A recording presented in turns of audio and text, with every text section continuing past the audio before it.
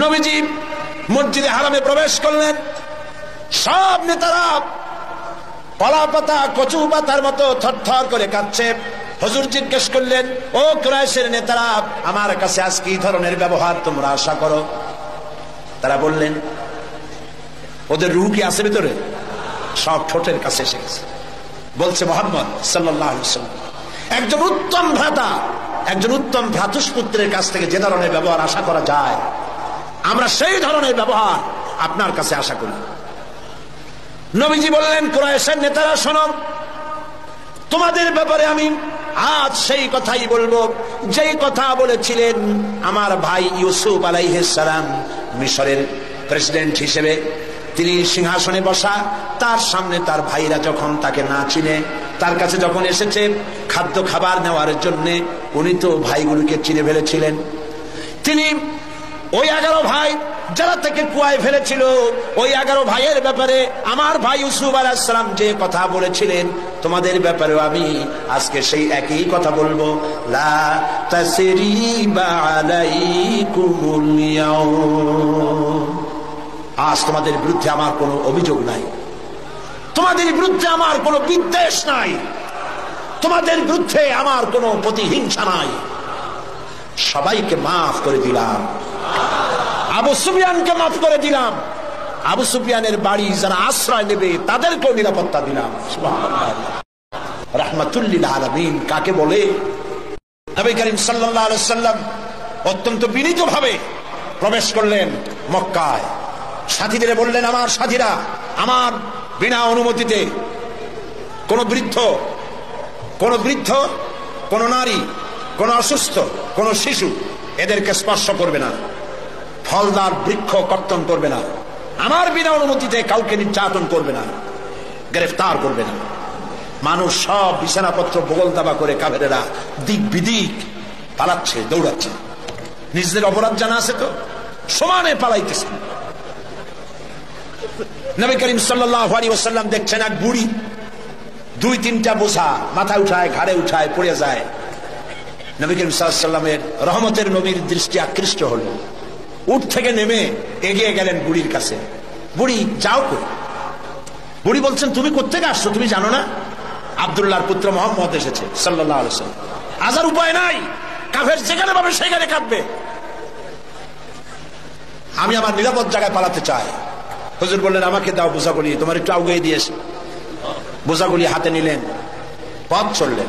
কিছুদিন গিয়ে মহিলা বলল, এটাই আমার নিরাপদ জায়গা, রাখো। রেখে দিলেন। বুড়ি কিছু পয়সা বের করে বলল, নাও কিছু পারিশ্রমিক। হুজুর বললেন, না, আমি কোনো পারিশ্রমিক নেব না। বুড়ির চোখ এত বড় হয়ে গেছে। এই দেশে মানুষ মানুষের উপকার করে বিনা পয়সায়? আশ্চর্য। তুমি যে আমার পেছন থেকে মালপত্র নিয়ে কেটে পড়নি, এই তো আমার কপাল। তুমি পয়সা নেবে না, কে তুমি? আল্লাহর নবী বলেন, বুড়িমা, যার ভয়তে তুমি কাবা শরীফের নিকট থেকে নিরাপদ জায়গা যেটাকে মনে করেছে এই পর্যন্ত এসেছো, আমি সেই মক্কা নগরীর আব্দুল্লাহর এতিম পুত্র নবী মুহাম্মদুর রাসূলুল্লাহ।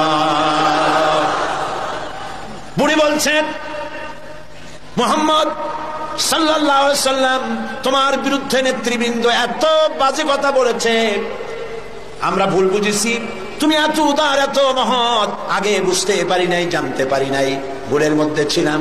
আমি আর কাফের রইলাম না, আমিও মুসলমান হয়ে গেলাম। লা ইলাহা ইল্লাল্লাহু মুহাম্মাদুর রাসূলুল্লাহ। নবীজি মসজিদে হারামে প্রবেশ করলেন।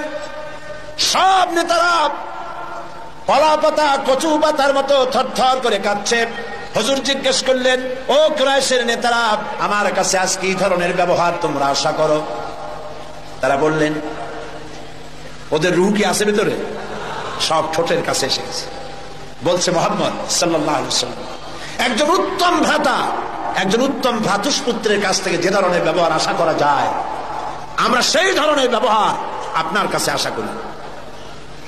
নবীজি বললেন, কুরাইশের নেতারা শোনো, তোমাদের ব্যাপারে আমি আজ সেই কথাই বলবো যেই কথা বলেছিলেন আমার ভাই ইউসুফ আলাইহিস সালাম মিশরের প্রেসিডেন্ট হিসেবে।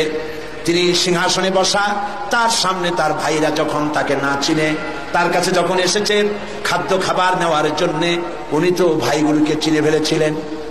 তিনি ওই 11 ভাই যারা তাকে কুয়ায় ফেলেছিল, ওই 11 ভাইয়ের ব্যাপারে আমার ভাই ইউসুফ আলাইহিস সালাম যে কথা বলেছিলেন, তোমাদের ব্যাপারেও আমি আজকে সেই একই কথা বলবো।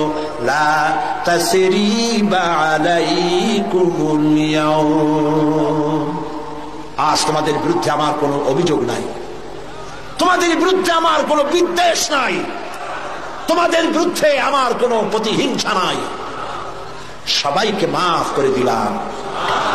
আবু সুফিয়ানকে মাফ করে দিলাম, আবু সুফিয়ানের বাড়ি যারা আশ্রয় নেবে তাদেরকেও নিরাপত্তা দিলাম। সুবহানাল্লাহ। রাহমাতুল লিল আলামিন কাকে বলে? জনাবে মুহাম্মদ রাসূলুল্লাহ সাল্লাল্লাহু আলাইহি ওয়াসাল্লাম মক্কা দখল করলেন। তিনি যে যতগুলি যুদ্ধ করেছেন, কোন যুদ্ধই অফেন্সিভ ছিল না, সবগুলি ছিল ডিফেন্সিভ। যুদ্ধগুলো কি ছিল? আত্মরক্ষামূলক যুদ্ধ ছিল। তিনি আক্রমণ করেন নাই, আক্রান্ত হয়ে জবাব দিয়েছেন। তরবারি দিয়ে ইসলাম প্রচার হয় নাই, তরবারিতে ইসলাম প্রচার হয় না, ইসলাম প্রচার হয়েছে উদারতার ভালোবাসা দিয়ে। সেজন্য বলতেছিলাম, নবী করিম সাল্লাল্লাহু আলাইহি সাল্লামের যত যুদ্ধ হয়েছে, কোন যুদ্ধ আক্রমণকারী তিনি ছিলেন না, আক্রান্ত হয়ে জবাব দিয়েছেন। এবং সমস্ত যুদ্ধে মুসলমান ছিল কম, কাফের ছিল বেশি। জয়যুদ্ধ হয়েছে কারা? বলেন না কারা? মুসলমানেরা। আল্লাহ মুসলমানদেরকে বিজয় দান করেছেন সর্বত্র, বদরে, ওহদে, সব জায়গায়। আবারও করবেন ইনশাআল্লাহ। ফিজায়ে বদরে पैदा कुन फरिश्ते तेरी नुसरत को उतर सकते गर्दों से कतर अंदर कतर अब भी। বদরের মুসলমানদের মতো ঈমান যদি তোমাদের তৈরি হয়, আজও আকাশ থেকে কাতারে কাতারে ফেরেশতা আল্লাহ রাব্বুল আলামিন তোমাদের জন্য নাজিল করে দিতে পারে। বদরের মাঠে মুসলমান 313 আর কাফের তো অগণিত।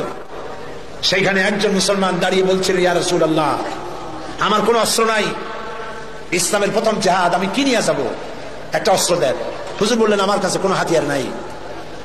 সাহাবী বললেন, হুজুর যা পারেন আপনার হাত দিয়া উঠাই আমার হাতে দেন। রাসূলুল্লাহ একটা শুকনা খেজুরের ডাল পাইলেন, শুকনা খেজুরের ডালটা তুলে নিজ হাতে সাহাবীর হাতে দিলেন। সাহাবী বলেন, রাসূলের দেওয়া শুকনা ডাল নিয়ে হাজার কাফেরদের ভিড়ের মধ্যে ঝাঁপিয়ে পড়লাম। রাসূলের দেওয়া শুকনা খেজুরের ডাল দিয়ে যখন আঘাত করলাম, ধারালো তরবারি দিয়ে আঘাত করলে যেমন অবস্থা হয়, শুকনা ডালের আঘাতে কাফেরদের কল্লা কেটে পড়ে গেল মাটির উপরে। কোনো বুঝতে পারে নাই। আল্লামা ইকবাল বলেছেন, দশত দশত दरिया भी न छोड़े हमने, दश्त दश्त दरिया भी न छोड़े हमने, बहरे जुल्मत पे दौड़ा दिए घोड़े हमने। প্রান্তত্ব প্রান্তর শ্রাবণের উত্তাল তরঙ্গমালার উপর দিয়ে টাইগ্রিসের বুক ছাপায়া অশ্ববাহিনী সাথে করে নিয়ে আমরা দরিয়া পাড়ি দিয়ে দরিয়ার উপরে আফ্রিকার ভূখণ্ডে গিয়ে ইসলামের পতাকা উড্ডীন করেছি। সেই মুসলমান আমরা। সাদ বিন আবি ওয়াক্কাস রাদিয়াল্লাহু তাআলা 60,000 সৈন্য নিয়ে পারস্যের বহরাস নগর অবরোধ করে দরিয়া পাড়ি দিয়ে পার যাবে। বললেন সাহাবীরা, সামনে দরিয়া পারাপারের জন্য কোনো ব্যবস্থা নাই, কি করতে চাও? ইসলাম দরিয়ার এপারে থাকবে না ওপারেও নিবা? সাহাবীরা বললেন, আপনি যেভাবে নির্দেশ করবেন সেনাপতি, আমরা তাই করব। তিনি বললেন, প্রস্তুত হও, অশ্ববাহিনী, উস্ত্রারোহী, তীরন্দাজ, তরবারিওয়ালা, যে যে অবস্থা আছো আমার সাথে দরিয়া ঝাঁপায় পড়ো। অন্ধকার রাত, দরিয়ায় উত্তল ঢেউ চলছে। এই ঢেউয়ের মধ্য দিয়ে অশ্বারোহী, উস্ত্রারোহী 60,000 সৈন্যের নেতৃত্ব দিচ্ছেন সাদ বিন আবি ওয়াক্কাস। বললেন, পড়ো আমার সাথে, নাস্তাঈনু বিল্লাহি ওয়া নাতাওয়াক্কালু আলাইহি, হাসবুনাল্লাহু নি'মাল ওয়াকিল, নি'মাল মাওলা ওয়া নি'মান নাসীর। ঐতিহাসিকরা লিখছেন, 60,000 সৈন্য নিয়ে এই দরিয়া পাড়ি দিয়ে নদীর ওপারে চলে যাওয়ার পর তিনি জিজ্ঞেস করলেন, সবাই তোমরা এসেছো কিনা? রাতের আধারে সবাই বললেন।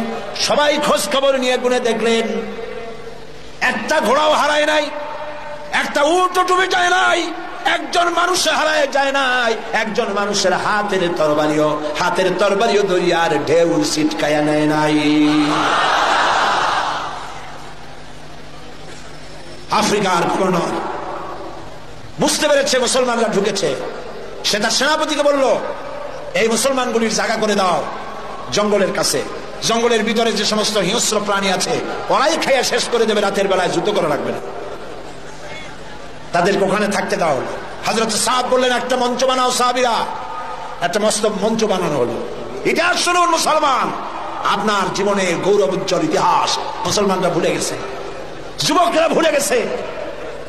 আজকের যুবকরা চিন্তা করেছে তারা সূর্য সেনের উত্তরসূরি, আজকের যুবকরা মনে করছে তারা রবীন্দ্রনাথের উত্তরসূরি।